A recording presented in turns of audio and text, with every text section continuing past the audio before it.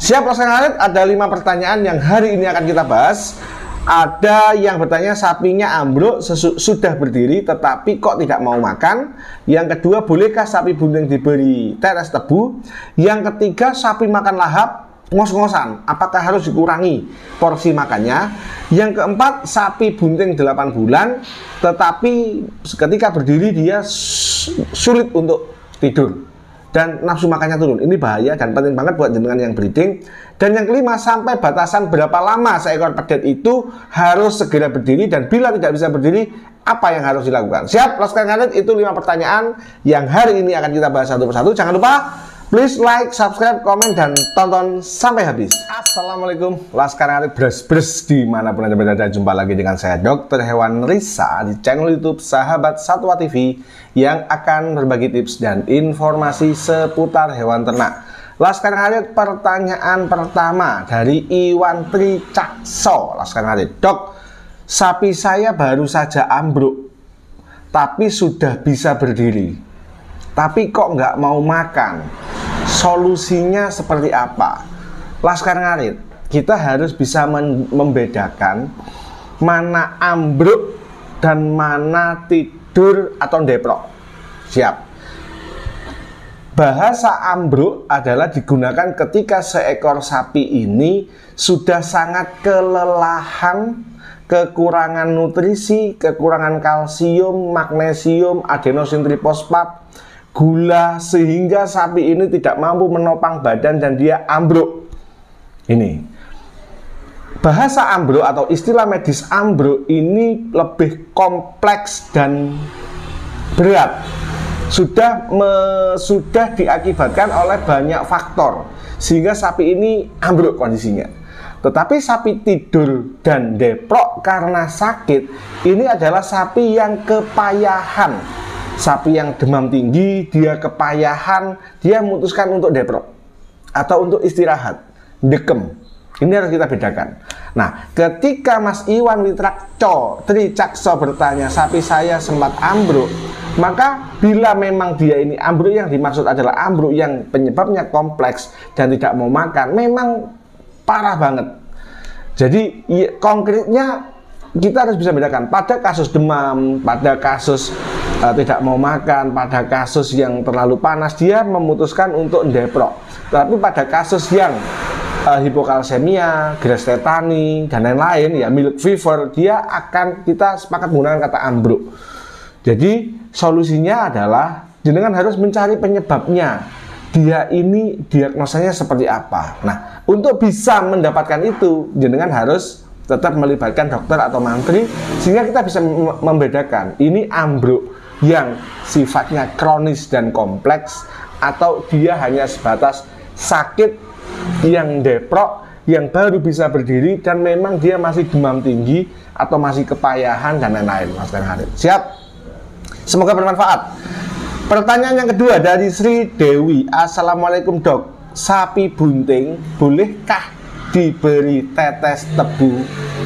Boleh, selama kita mengikuti saran anjuran yang ada dalam kemasan dari tetes tebu tersebut. Laskar Ngarit, jangan terlalu banyak juga karena bisa menyebabkan diare. Jangan terlalu banyak juga karena hasil penelitian terlalu banyak tetes tebu bisa menyebabkan apa? Air susu berkurang. Jadi di dosis tertentu silakan diberikan sesuai dengan anjuran, saran, takaran yang ada di kemasan tersebut. Oke, siap. Pertanyaan yang ketiga, Laskar Ngarit.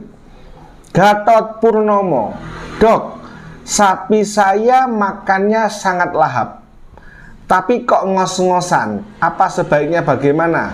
Apa dikurangi porsi makannya? Laskar Ngarit, ketika sapi makan, baik itu rumput, terutama comboran, maka seekor sapi akan membagi ruang udara dan ruang nafas.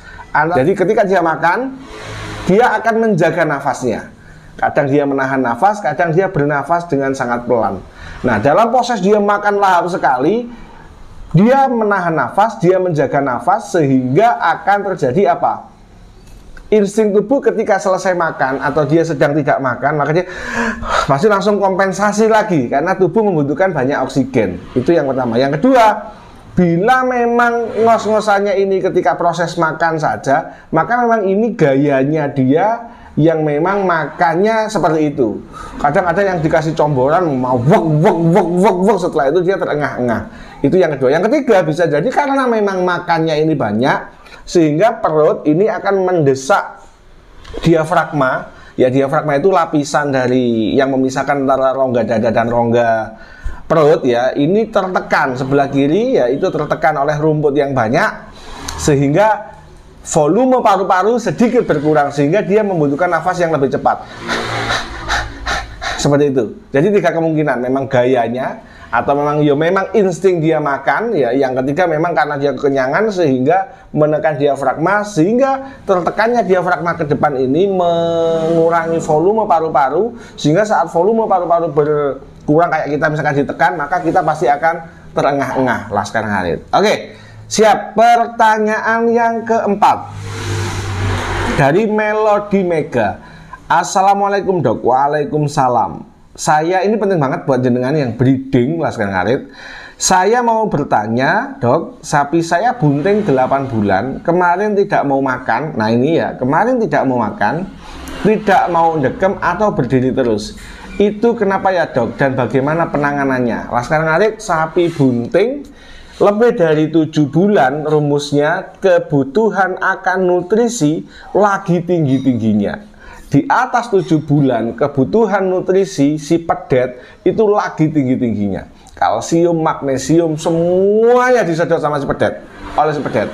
Belum lagi digunakan untuk produksi susu bila di situ mulai terproduksikan, Laskar Khalid. Nah, punyaan Melody Mega ini dia bunting 8 bulan, tidak mau makan. Ini merupakan gejala yang serius, Laskar Khalid. Bila sapi kita bunting, ya, lalu dia sekali berdiri nggak mau tidur, sekali tidur susah berdiri, apalagi disertai dengan nafsu makan turun, ini sudah bahaya.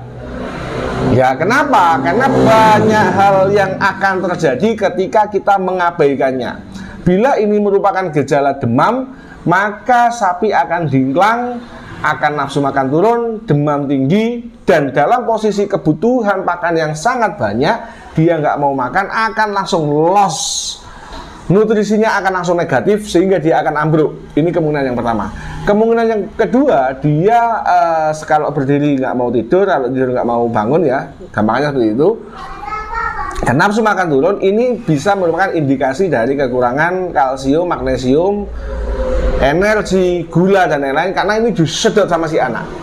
Maka bila ini terbiarkan juga akan terjadi energi yang negatif.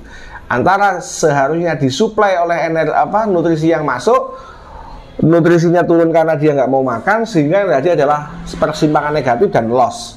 Jadi akan semakin ambruk, Laskar Khalid. Bila Laskar Khalid ketemu momentum seperti ini, jangan menunda untuk memanggil dokter. Tidak menutup kemungkinan harus diinfus. Tindakan bisa lebih dari 1 kali. Yang harus dengan lakukan adalah setelah tindakan oleh dokter, kandang pastikan bersih. Jangan gupak teletong, jangan bau pesing, karena ini akan memperburuk kondisi. Akan sangat memperburuk kondisi. Yang kedua, pastikan ventilasi, sirkulasi udara ini bagus. Karena kalau dia sudah kepayahan, negatif ya, nutrisinya, dia hidup di kandang yang pengap, panas, kompleks, bisa mati, Laskar Khalid. Oke. Yang ketiga, jenengan bisa memberikan treatment air gula. Mineral, berikan yang paling bagus, mineral serbuk boleh, mineral blok juga boleh. Air gula wajib masuk. Lalu jenengan komunikasi yang intens, jangan sampai menunda. Artinya setelah tindakan yang pertama bisa langsung diikuti oleh tindakan dokter yang kedua, yang ketiga sampai dia betul-betul bangun. Komunikasi yang penting, komunikasi yang baik itu sangat penting untuk pengobatan kasus-kasus seperti ini, Laskar Khalid. Jadi tidak cukup dengan sekali injeksi selesai masalahnya. Siap, semoga bermanfaat. Pertanyaan yang kelima, Marmanto Restu Widodo. Pak dokter, sampai batasan berapa hari pedet harus bisa berdiri atau berjalan? Dan apa langkah kita jikalau sampai batasan waktu belum bisa berjalan? Laskar Khalid, Sapi atau pedet yang normal 1 sampai 2 jam itu harus langsung berdiri, digar dan menyusu. Ini sehat. Bila lebih dari 1, 2, 3 jam dia tidak bisa berdiri, ini berarti ada masalah. Bisa karena proses kelahirannya traumatis, terlalu diowok-owok sehingga si pedet trauma, oke. Bisa karena kecacatan kongenital, bisa karena nutrisi, kurang nutrisi, bisa karena memang prematur atau sakit Laskar Harip. Maka dari itu konkretnya bila sampai jangan lebih dari 1 hari. 1 hari dia nggak bisa berdiri, panggil dokter, panggil mantri untuk dilakukan pemeriksaan. Induk kita rawat, anak juga kita rawat. Apalagi kalau misalkan sudah 1 minggu banyak gagalnya. 1 minggu banyak gagalnya. Jadi 1 sampai 3 jam itu harus sudah berdiri. Maka bila 1 kali 24 jam pedetnya jenengan tidak berdiri ya 1 sampai 3 jam ini harus sudah berdiri dan harus menyusu jam. Tapi kalau sudah 1 sampai dengan 3 hari dia tidak berdiri, ini bahaya. Maka konkret 3 jam jenengan tunggu, kok tidak enak hati langsung panggil dokter akan lebih bagus.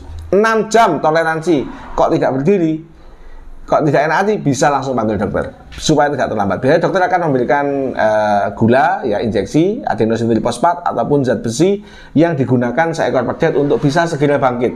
Dan yang harus dilakukan jangan lupa adalah dalam posisi tidak bisa berdiri, seekor pedet wajib tetap mendapatkan susu induk. Karena susu induk ini mengandung kolostrum, berikan sekenyang-kenyangnya. Jangan ditakar sudah. Terus pokoknya dia masih mau nyedot, berikan kolostrum. Dari kolostrum ini akan membangkitkan antibodi, akan membangkitkan daya tahan tubuh, akan membangkitkan kemampuan seekor induk, seekor pedet untuk bisa bangun. Siap, Mas Nurul, itu tadi 5 pertanyaan yang sudah kita bahas. Semoga berkenan. Lemah teles Gusti Allah sing bales. Sekian, wassalamualaikum warahmatullahi wabarakatuh. Laskar Ngarit beras-beras tetap semangat.